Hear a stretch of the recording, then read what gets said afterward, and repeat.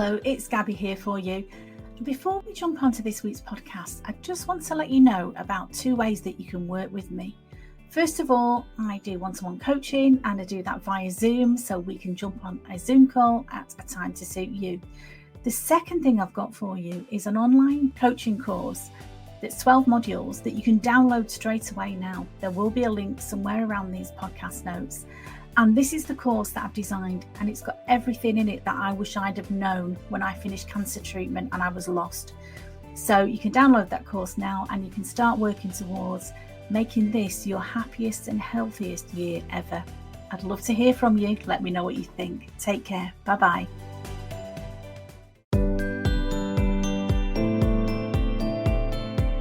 Hello there, it's Gabby here from Confidence After Cancer, and I hope this finds you well. This week's podcast, I'm thinking about supplements.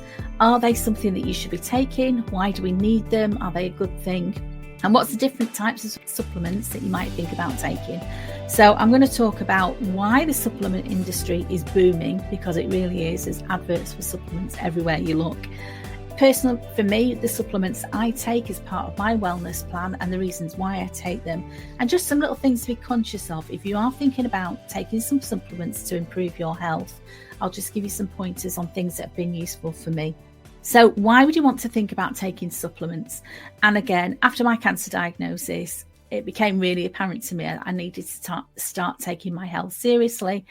And I became really conscious of my diet. And I would start by saying as well, the advice that I give you in this podcast, the things that I talk about, I am not a qualified medical practitioner, and this is not a substitute for medical advice. So if you've got issues with your health, the first point of call really should be to talk to your doctor.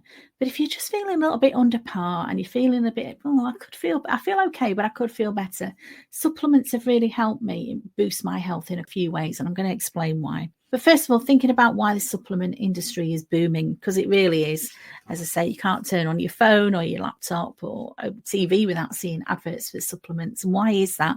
And I think first of all, people are becoming more aware of health and the link between food and diet. Okay, I really believe that you are what you eat. And so ideally, in the ideal situation, you will be eating constantly fresh food that's locally grown. Either you've grown it yourself or it's from a farm that's very close to you.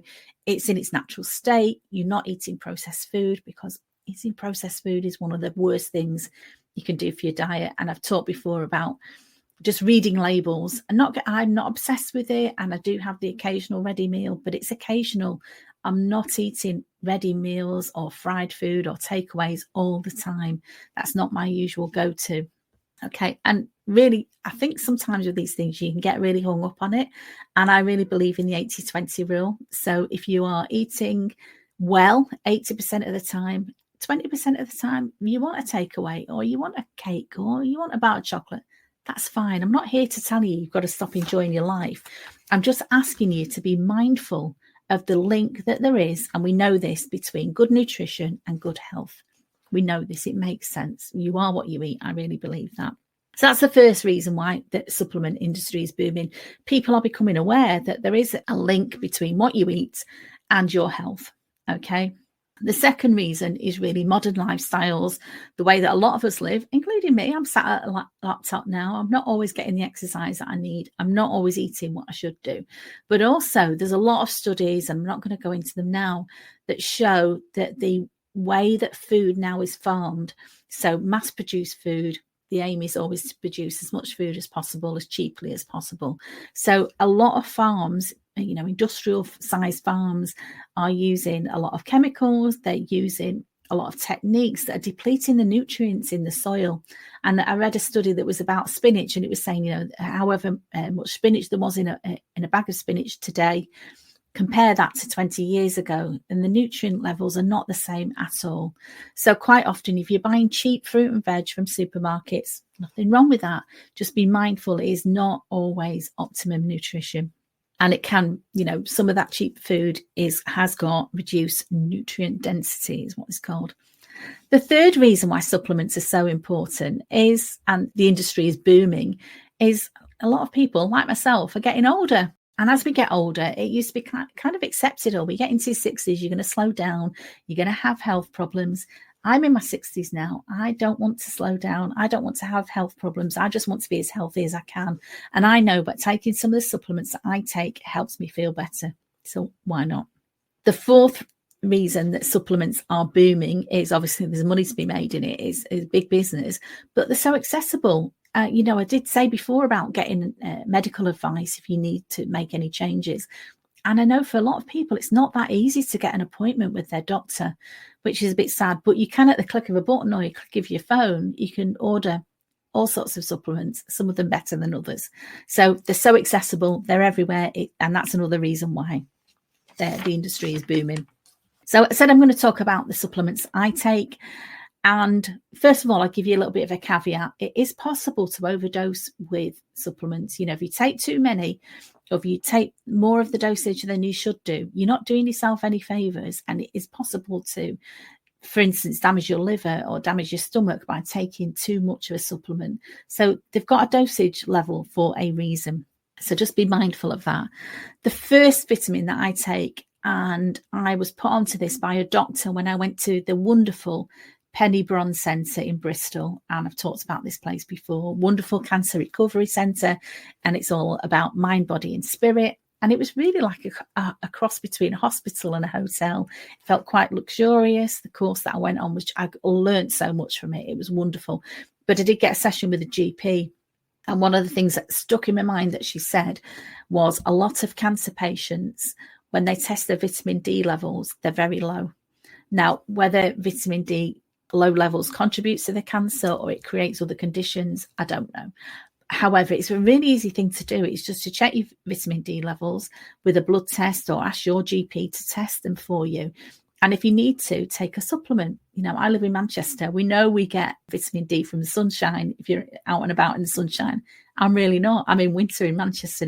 It's dark and it's grey. So I take a vitamin D supplement, quite cheap, quite easy to do. But just to let you know, when I came back from Penny Bron and I was like, I've got this plan now and I know all the things I need to be checking to keep myself well. I went to my GP and I had to have a blood test for another issue. And I said, while I'm having this, please, can I have a vitamin D levels checked as well? And my GP tried to talk me out of that. Oh, no, that's not necessary. And I argued with him a little bit. I was very polite, but I argued with him. And I think in the end, just to humour me, he allowed my vitamin D levels to be checked and they were low.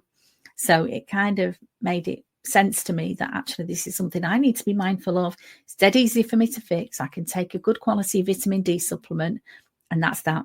So the other thing that and also vitamin D, it's not just linked to the cancer. It's also is linked to bone health and your immune system. So that makes sense. Low levels of vitamin D, if your immune system is compromised, you might be more predisposed to getting cancer or to getting a cancer recurrence. So again, quite an easy thing to sort out. The other thing that I take is magnesium. I started taking magnesium a while ago because I wasn't sleeping very well. And also I was getting a lot of cramps in my calves when I was sleeping. And magnesium is great for that. And I've talked before about magnesium. You don't always have to take a supplement. Another really nice thing you can do is to run a warm bath and soak in the bath with a handful of Epsom salts sprinkled into your bath because they've naturally got magnesium into that. And that is absorbed into your skin. And it's a really nice way of getting magnesium. But if you can't, again, quite cheap, good quality magnesium tablets are easy to take. If you've got a magnesium deficiency, some symptoms might be fatigue, or you might realise that your skin is very not as good as it used to be, or you've got brittle nails. And that was also bringing me on to the next thing that I take, which is collagen. And collagen, they call it the building block of your skin as well, and your connective tissues and your joints. So it's connected to your skin, your joints, your hair health. My hair is very fine now after my chemotherapy. So I take collagen. I don't want my skin to sag any more than it has to. As I said, I'm in my 60s. I know I'm going to be aging. I'm not 20 anymore. But I want my skin to be the best that it can be. And collagen helps me to have healthy skin. So I enjoy it. And again, I've got a collagen powder. I just pour it into a drink every day. Very easy to take. It's not expensive. As I say, so these supplements are things that help me to boost my energy, to help me feel like I'm doing something positive. And again, I've talked before about the power of having a plan, your wellness plan. I've devised my own wellness plan over the years of things that I need, my little routines, things that are quick and easy and cheap to do that help me feel in control of doing everything that I can to prevent my cancer coming back. Now, is that 100% guarantee? Absolutely not. But I know I can relax thinking, if I did get a recurrence, I'm not going to have regrets thinking, oh, well, I wish I'd have done this and I wish I'd have done that. I'm doing everything that I should be doing. And, fingers crossed, cancer's not come back so far. I'm almost a 17-year survivor now. And so, yeah, it is my life's work now to study all these things. I look at what other cancer survivors are doing. I read the research. I see what's going on in the world. And I incorporate that into my own life, but also use it with my coaching clients. And so my coaching clients, one of the things I love to do for them to help them feel empowered is to develop their own wellness plan. And again, quick, simple, easy things, depending on where they're at and their individual circumstances. But there's so much that you can do for yourself, and taking supplements is an easy thing to do for yourself if you are feeling that is something that would benefit you. Now, as I say, this is not a substitute for medical advice. If you really feel like you've got health problems, you should be talking to your doctor. But actually, if you're just feeling a little bit under par, a little bit under the weather, why not try taking a good quality multivitamin for a few weeks and just seeing if that makes you feel any better. If you, like I was, waking up with cramps in the night, take some magnesium and see if that eases it. If you feel your skin could look better, try taking some collagen. These are all things you can do quite easily. So these are all just things to be aware of, okay? And as always, this is not a substitute for a good diet. Please don't think you can eat a load of rubbish food, eat a takeaway every night and just pop a supplement. That's not really going to give you the health, is it? And the vitality that you want. Yeah, we all want to be happy and healthy. That's what I'm all about. So I'm hoping my simple tips have helped you. As I say, I will put a link below this podcast to a website where you can have a look at good quality products that I recommend. I'm not selling them. I'm not making money out of this.